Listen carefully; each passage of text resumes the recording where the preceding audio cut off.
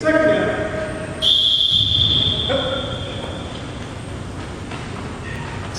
And again, your flag is pulled. You see the mark, right? You come up. Okay, first of all, the field, which is this is an example of a field, it's 80 yards long, with the goals being 10 yards.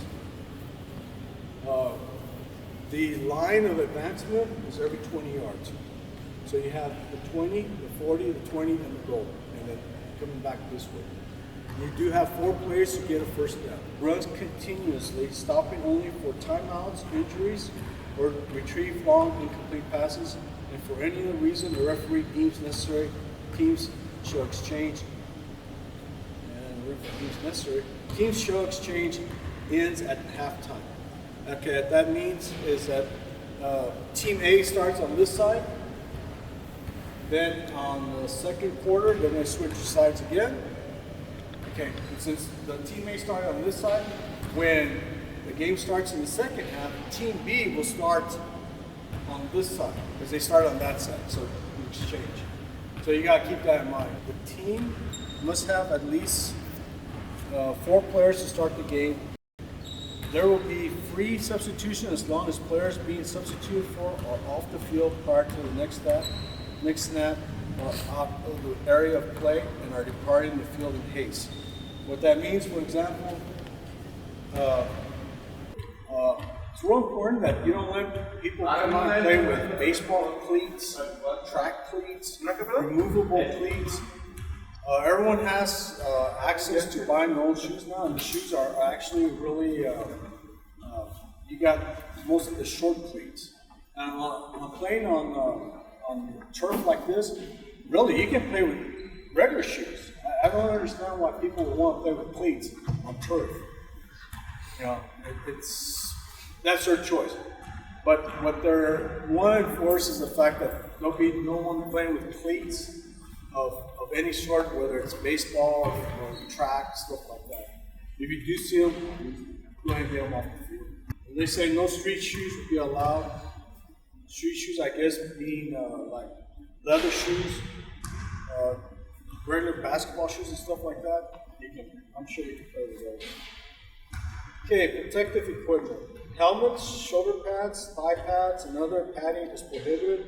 Any question as to the legality of the equipment should be decided by the referee. The use of any hard and unyielding substance cannot be used to protect any injury, no matter how well padded or covered. Each player on the field, 7 offensive and 7 defensive, must wear 3 flags at the waist. The flags must be attached to a belt, and the belt should be worn snug around the waist. Now, I'm not sure about the adjustments on these type of flags. The type of flags that we play with, you can adjust them according to your waist, 20-inch waist or 45-inch waist. These I don't know. I'm not certain about some of these. I'm not sure some are extra large for some big guys or how that works. But just remember that the flags must be worn around the waist and the other one will be in the pad. Of course, if they move while they're being pulled, that's part of the game. With 6 plays. In all games, the clock will run continuously, stopping only for timeouts, injuries, to retrieve long incomplete passes, and for any other reason the referee seems necessary. Teams shall exchange at the ends at halftime. Halftime should be 5 minutes. Timeouts, very important. 2 timeouts per half. Timeouts will be called by any player on the field, not the sideline. In our league, someone from the sideline can't call a timeout.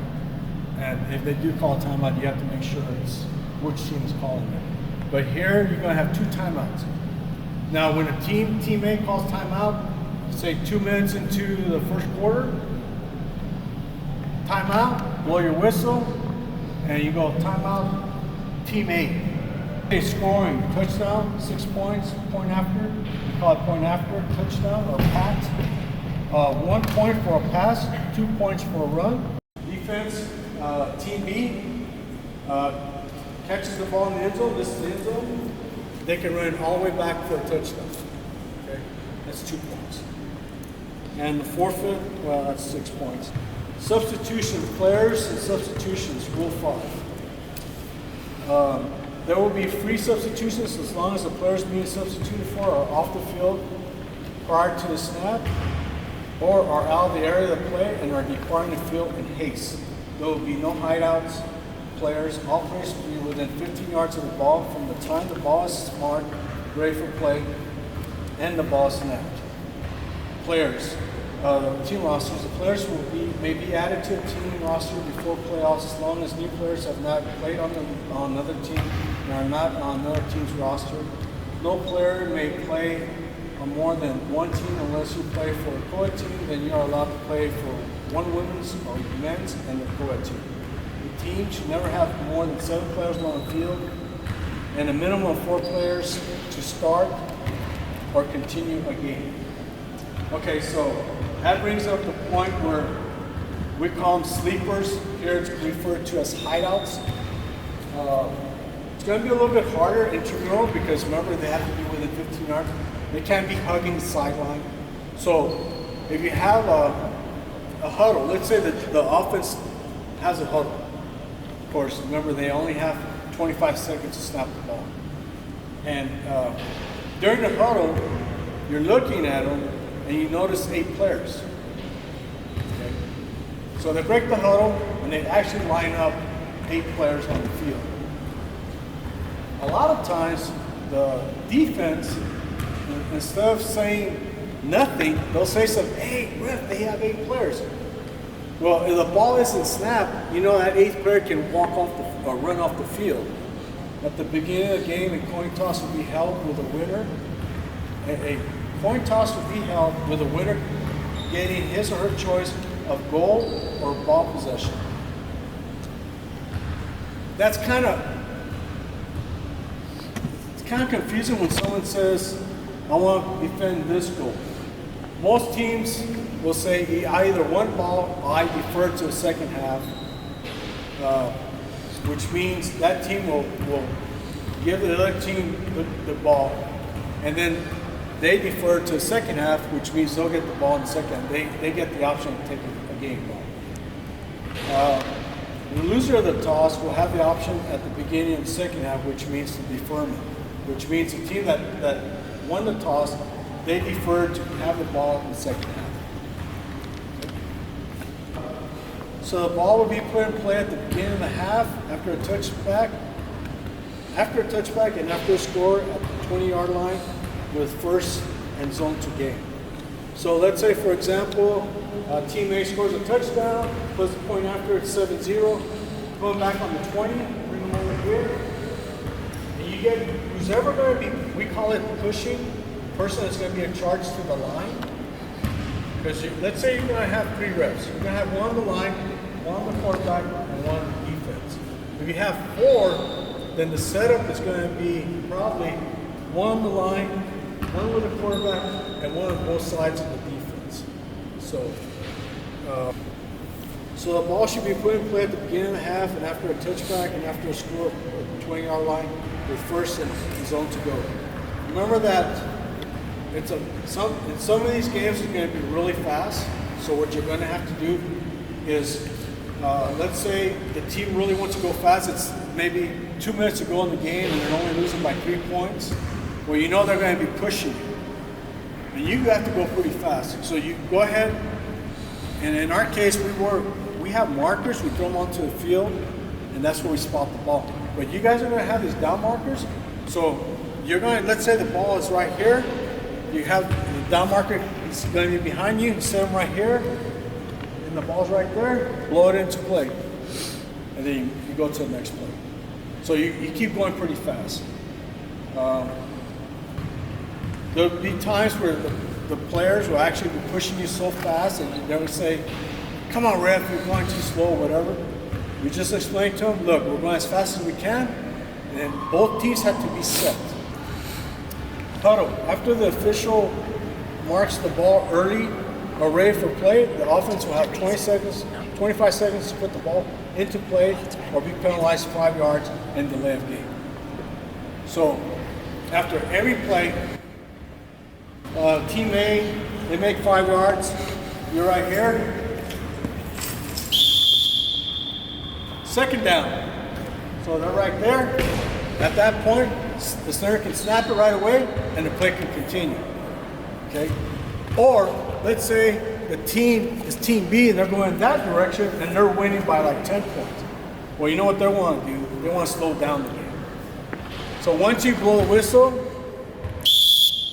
second down going in that direction, you're looking at them, in your head, you're going 1001, 2002, 2003, 2004, 2005, 2006, 2007, 2008, 2010, 11, 15. 10 seconds, let them know, 10 seconds. And then in your head, now you're going 9, 8, 7, 6. Okay. I personally, I have my own method. At 10 seconds, I'm going 9, 8, 7, 6, 5, 4, 3, 2, 1. And having stopped the ball, blow your whistle, delay of game. 5 yards, you mark it off, and you continue with the next play. Okay. Only one offensive player may be in motion, or 2 or more may be in motion before the snap. This is important. You can have 2 people, 3 people all in motion, okay? But it must come down to when the ball is being snapped, they all must come to a stop. Now, if only one person is in motion, then that person can continue in motion and the ball can be snapped. So don't panic if you see a lot of guys in motion. You know, some teams will have plays, you know. They'll shift from this side to that side, vice versa, whatever. And so what's happening is they have a play in mind. If 2 or more are in motion before the snap, this is considered a shift, and all players must come to set for 1 full second prior to the snap. Otherwise, it is a legal procedure, and the play is dead and lost of 5 yards. Offsides. If either the offense or the defense enters the neutral zone is 1 yard. So we're going in this direction, 1 yard is pretty much, this is 1 yard. And if you guys are with 1 foot, it's 1, 2, 3, you'll see that that's pretty much 1 yard. Okay. Now if they're right here, you can just tell them, hey, scoot back a foot, or they're really close on the line, you gotta let them know. Now, the center is a smart center, and you're telling them, hey, player from Team B, scoot back, and he snaps the ball, he's offsides. Zone to gain. A team will be allowed 4 downs to advance the ball from one zone to the next. The next zone will be considered reach when the forward part of the ball in possession is blown dead, touching or in advance of the ball into the next zone line. If after 4 downs a team has failed to advance the ball into the next zone, possession should go to the defense at the dead ball spot. Okay, so team will have 4 downs to advance the ball. Remember that some teams, you know, if it's first down and it's 20, they get 3 yards, and then they get 2 yards, and they get 2 more yards, and they're about right here. And they still have to go to a 40. 4th down, quarterback, what do you want to do? They got to give you 5 seconds. And they're still talking, and it's like already approaching 10 seconds. You got to be a little flexible. Some teams are still talking and they're not really understanding the concept of whether they should go for it or punt the ball. But remember, you got to keep the game going. So kind of adjust to them and, you know, be flexible with them. Now, if after a couple of times you keep doing that, then yeah, you got to warn your quarterback. Quarterback, you got to give me a decision. Are you going to kick the ball? And if so, go ahead and call it so that you can call it out loud. It's going to be, they're, you know, Team B, they're punting. Now here, it's 7-on-7, and all 7 players,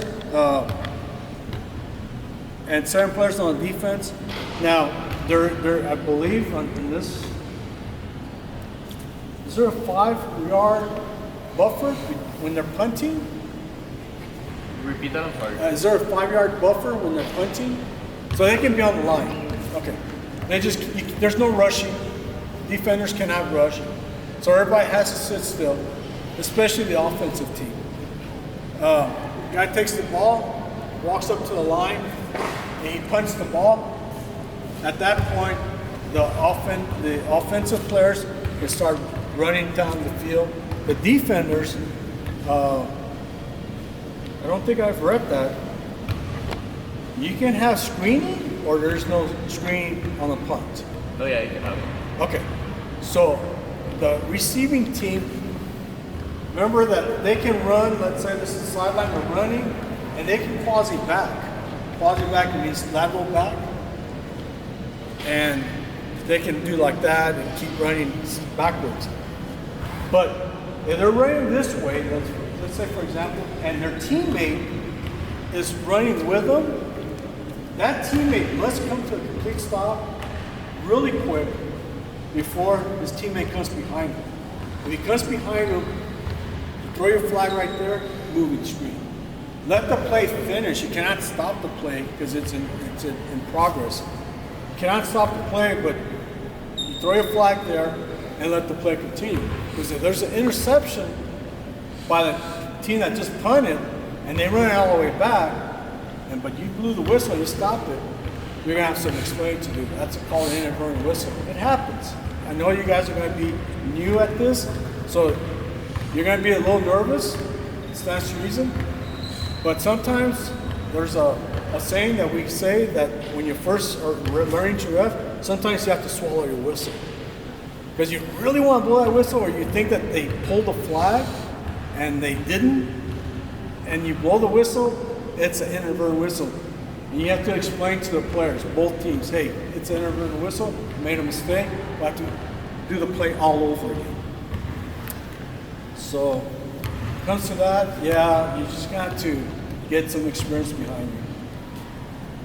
So, back to the zone of game. Let's say team A is going that direction, and they're going to the 40, and they say, no, we're going to go for it. It's fourth down. They only have 5 yards to go. And they throw a pass. The pass comes down here, and they're getting close to getting the first down, but they get the flag. The ball's right here. Blow the ball dead.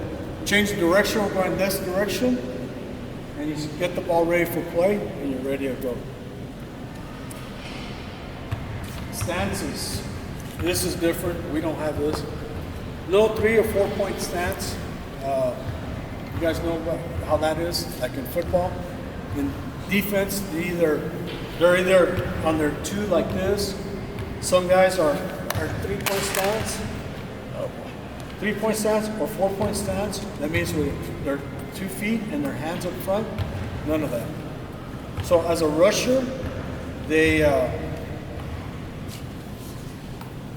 just remind them, and it shouldn't take but a couple of times. There'll be no, because you're going to have guys that probably played football at one time, and they're going to want to do that. Allow them not to do that right away. And the reason for that is a safety thing. There can be no independent movement of the above.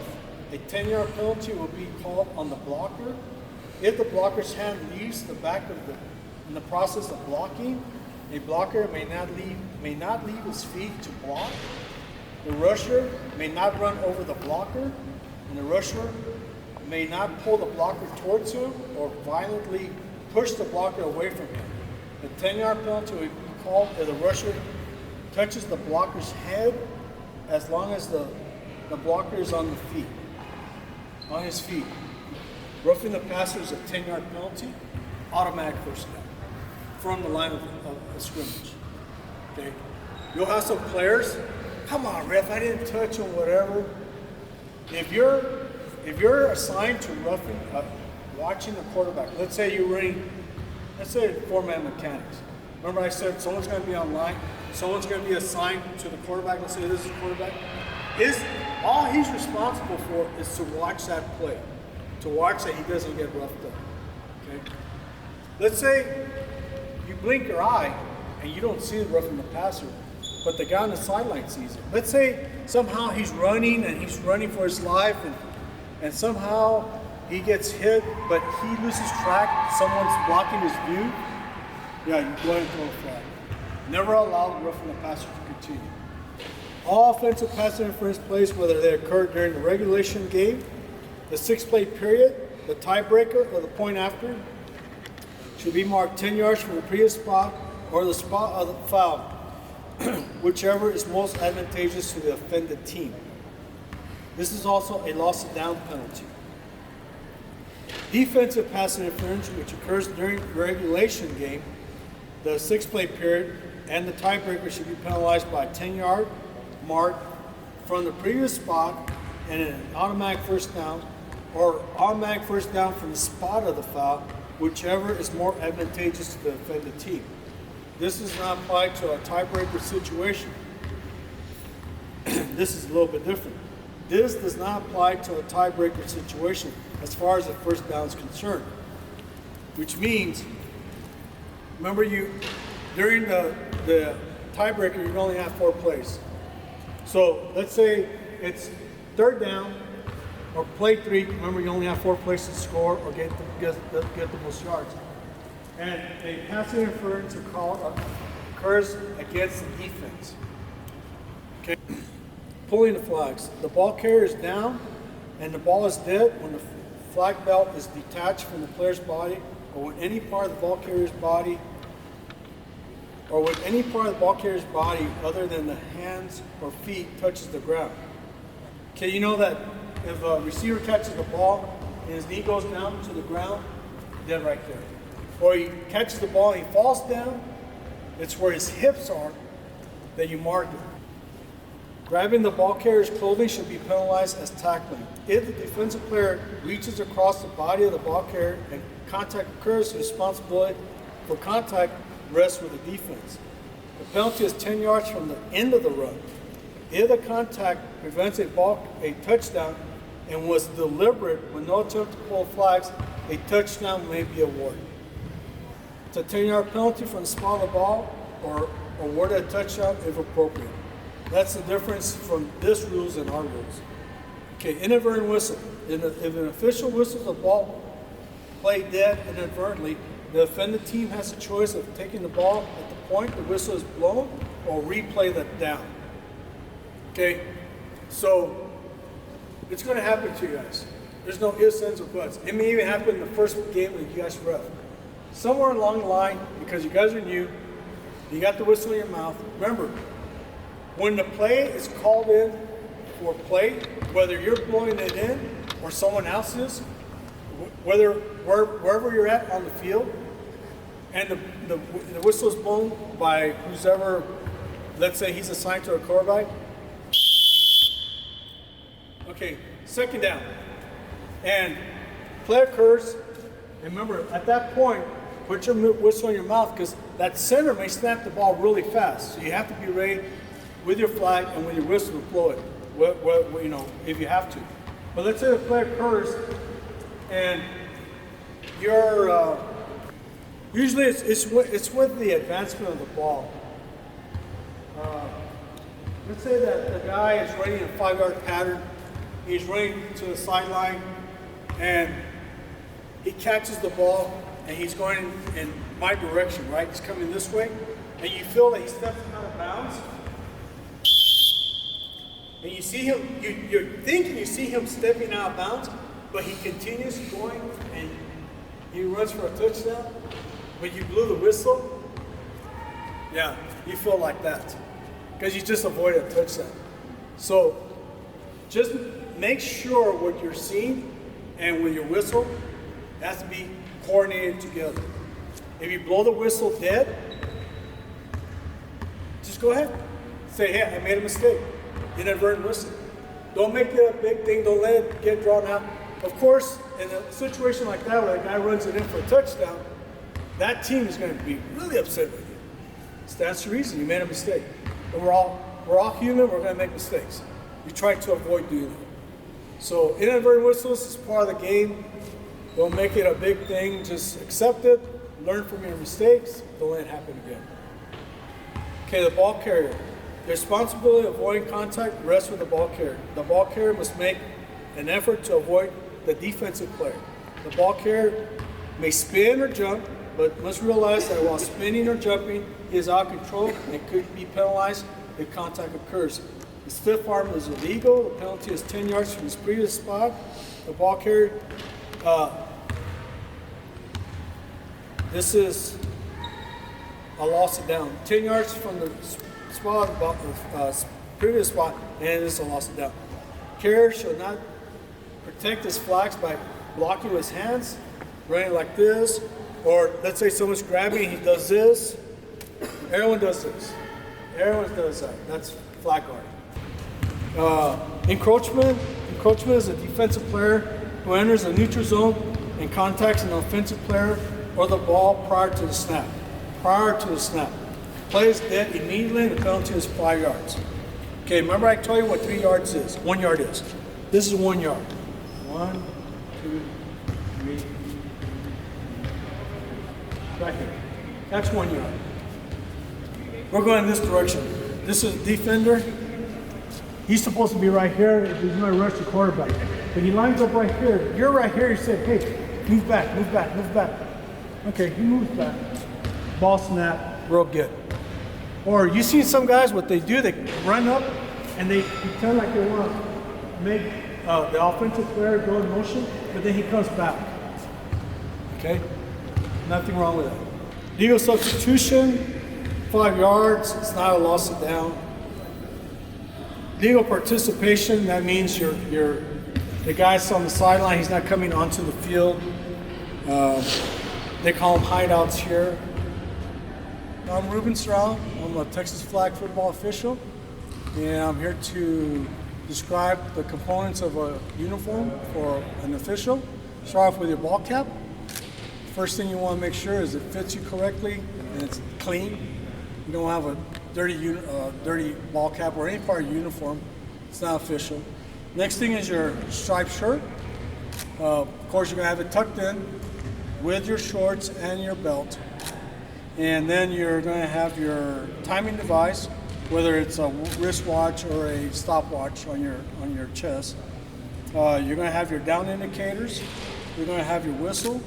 You're going to have your score sheet, a pencil to write the scores down, coin to do the coin toss, your socks and your shoes. Bottom line, to look professional and clean. If you have issues with your uniform for the following day, make sure you wash it and you're set to go.